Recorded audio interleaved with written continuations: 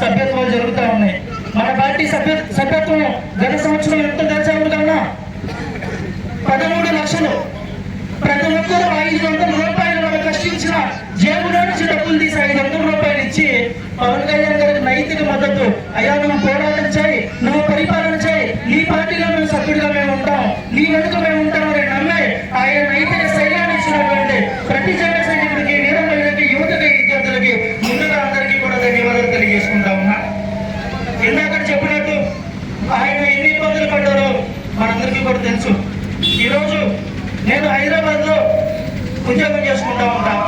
రాత్రి 2 నా వర్క్ అయిపోయేసరికి మళ్ళా ఈరోజు ఈ ప్రోగ్రామ్స్ రావాలని కూడా చూస్తేనే అబ్బా చాలా కష్టపడిపోయిన ఫీలింగ్ నాకు వస్తూ ఉంది. కానీ సినిమా వెనకాల సినిమా పెట్టుకుని వచ్చిన రూపాయలని పార్టీ ఎదుగుదలకు ఉపయోగించి కౌలు రైతులు చనిపోతే 30 కోట్ల రూపాయల సొంత డబ్బులు విరాళంగా ప్రకటించి నిన్నగాక ఉప ముఖ్యమంత్రి అయిన ఈ ప్రాంతంలో వరదలు వస్తే కొల్లూరు, గడ్డిపురం మండలాల్లో కూడా గ్రామానికి 1,00,000 రూపాయలు సొంత డబ్బులు అందించినటువంటి నాయకుడు మా నాయకుడు. మీరెక్కడన్నా చూసారని నేను అడుగుతా ఉన్నా. చాలా మంది అడుగుతారు, కష్టం జరుగుతామంటారు.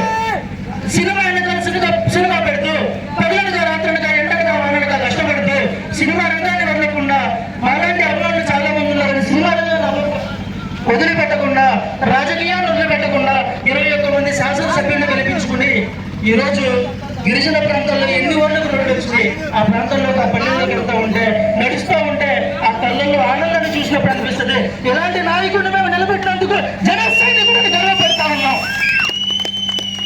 ఎందుకనంటే రాజకీయాలు ఈరోజు ఎలా మారిపోయిందని మీకు చెప్తాను. ఒక పార్టీ వెనకాల తిరిగితే నాకే కాంట్రాక్ట్లు వస్తాయి, పనులు వస్తాయి, పదవులు వస్తాయి, డబ్బులు వస్తాయి, నేనంతా నా కుటుంబానికి అంతా అనుకున్నటువంటి రోజుల్లో నన్ను నమ్ముకున్న గ్రామానికంటే, నన్ను నమ్ముకున్న సమాజానికంటే, నన్ను నమ్ముకున్న ప్రజలకంటే అని చెప్పు ప్రజల శ్వాసగా, ఆశగా, ధ్యాసగా బతుకుతున్నటువంటి నాయకుడు, మా నాయకుడు అంజనమ్మ ఇచ్చినటువంటి వరం శ్రీ కొనిల పవన్ కళ్యాణ్ గారు, చిరంజీవి గారు తీర్చిదిద్దినటువంటి నాయకుడు మా నాయకుడు శ్రీ కొనిల పవన్ కళ్యాణ్ గారు అని చెప్పింది ఈ సందర్భంగా చెప్తా ఉన్నా. ఇంకో మాట చెప్పాలి, నాకు బాగా అనిపిస్తూ ఉంటుంది. 2020లో ఇంజనీరింగ్ కంప్లీట్ చేశా, 30,000 రూపాయలు జీతం తీసుకుంటా.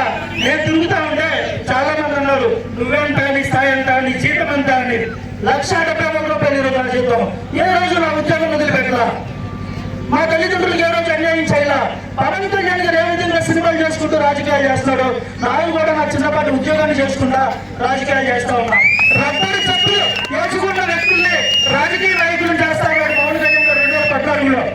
అమలా 2,000 రూపాయలు పెట్టి చెప్పులు కొన్నా, 1,000 రూపాయలు పెట్టి చెప్పులు కొన్నా కూడా నాకేమనిపించదు. ఈ రబ్బరు చెప్పులు ఎర్రగొండ వేసుకుంటేనే ఆ పవర్ డిఫాల్ట్ గా ఒంట్లోకి వస్తూ ఉంటుంది.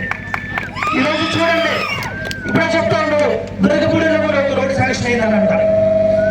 500 రూపాయలు, 1,000 రూపాయలు, 2,000 రూపాయలు తీసుకుని ఓట్లు వేస్తే ఆ 2,000 రూపాయలు ఏదైనా బిర్యానీ సెంటర్ కి అయిపోతుంది. వాస్తవం ఇది అవునా కాదా? కానీ మేము చెప్తా ఉన్నాం, ప్రతి నెల సంపాదించిన డబ్బుల్లో పార్టీకి నా సేన కోసం రావద్దని చెప్పి విరాళంగా అందించేటువంటి ఎన్ఆర్ఐలు పవన్ కళ్యాణ్ గారి సొంతం. డాక్టర్లు, లాయర్లు, ఇంజనీర్లు, సమాజంలో మార్పు కోరుకునేటువంటి ప్రతి ఒక్కటి రూపాయి ఇస్తామా, 10 రూపాయలు ఇస్తామా, 100 రూపాయలు ఇస్తామా మన నేపథ్యాన్ని బట్టి ఉంటుంది. కానీ పార్టీకి అండదండగా వారు నిలుస్తూ ఉంటారు. ఎందుకు ఇదంతా? పవన్ కళ్యాణ్ గారే ముఖ్యమంత్రి కావాలనుకుంటే, పవన్ కళ్యాణ్ గారే కేంద్ర మంత్రి కావాలనుకుంటే ఒక పార్టీ స్థాపన చేయాల్సిన అవసరం లేదు. ఆయనకున్న ఇమేజ్ కి ఎప్పుడూ కేంద్ర మంత్రి అయిపోయేవాడు. అలా కోరుకోలే. పవన్ కళ్యాణ్ గారు ఏమనుకున్నారు, నాతో పాటు నడిచినటువంటి వ్యక్తులను నాయకులుగా తీర్చిదిద్దాలని అనుకున్నాడు. అవునా కాదా?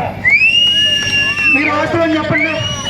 సర్పంచ్ గా పోటీ చేస్తారు, మీకు రాజకీయ నేపథ్యం ఉందా? మీరే ఫస్ట్ టైమా రాజకీయ నేపథ్యం ఉందా?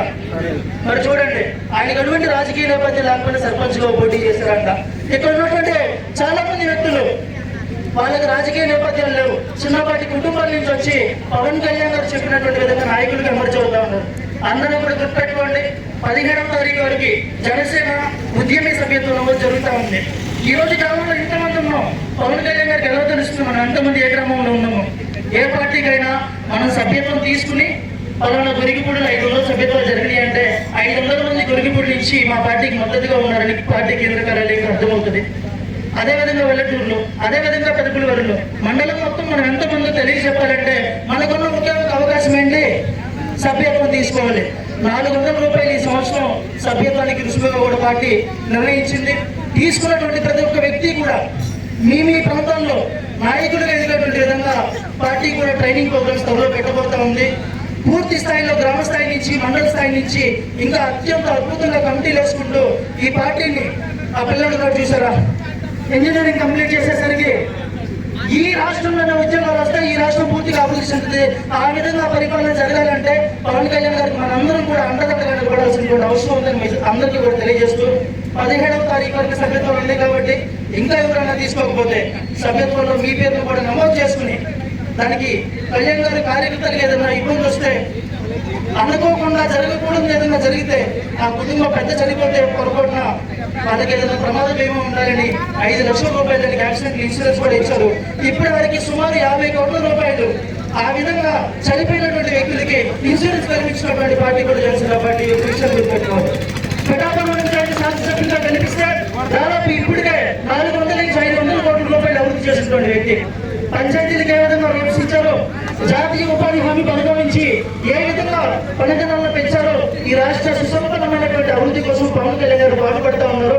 మనందరం కూడా గుర్తుపెట్టుకుని ఇదే మీటింగ్ వచ్చే సంవత్సరం ఇక్కడ జరిగితే మరింత ప్రతి ఎత్తున ప్రతి ఇంటి నుంచి వచ్చి పవన్ కళ్యాణ్ గారికి మద్దతు తెలియజేసేటువంటి విధంగా అదేవిధంగా సభ్యత్వాల్లో కూడా మీ అందరూ అత్యధిక సభ్యత్వాలు కూడా నమోదు చేయించుకుని ఈ గ్రామం నుంచి మరింత బలంగా మనం ముందుకు వెళ్ళాలని అందరికీ కూడా తెలియజేసుకుంటూ కార్యకర్త ముందు సెలవు తీసుకుంటున్నాను. జై జనసేన, జై జనసేన, జై జనసేన. గోదావరి పుష్కరాలు అనుకుంటా నాకు తెలిసి 2014లో వచ్చాయి, మళ్ళీ వస్తానండి 2027లో. ఏం చేయొచ్చు 12 సంవత్సరాల్లో ఒక వ్యక్తి చిన్నపిల్లాడిని నేను 10వ తరగతిలో ఉంటే అసలు ఏం చేయకండి ఆపై గాఢాంధకారం అని చెప్పి ఒక సింహం చూపిస్తా ఉంది టీవీలో. ఎవరా తిరిగి చూసా కొన్నిజన పవన్ కళ్యాణ్. అప్పటికే తెలుగు చలనచిత్ర పరిశ్రమలో ఆయన ఒక పవర్ స్టార్ గా వెలుగొందుతా ఉన్నాడు. అలాంటి వ్యక్తి ప్రజారాజ్యం పార్టీ స్థాపన తర్వాత మళ్ళా 2014లో జనసేన పార్టీ అని చెప్పి మనందరూ ముందుకు వచ్చినప్పుడు ఎన్నో అవమానాలు, ఎన్నో ఇబ్బందులు, ఎన్ని మాటలు అన్నారో, ఎన్ని ఇబ్బందులు పెట్టారో పవన్ కళ్యాణ్ గారికి అన్ని కూడా తెలుసు. అలాంటి అవమానాలను దాటుకుని అన్యాయాలను ఎదుర్కొని పోరాటం అనే పన్నాన్ని ఎంచుకుని ఎంతో మంది 100 రూపాయలు, 200 రూపాయలు, 500 రూపాయలు చిన్నపాటి కూలి పని చేసేటువంటి సైనికులు నాకున్నారు. నాకు కష్టం వస్తే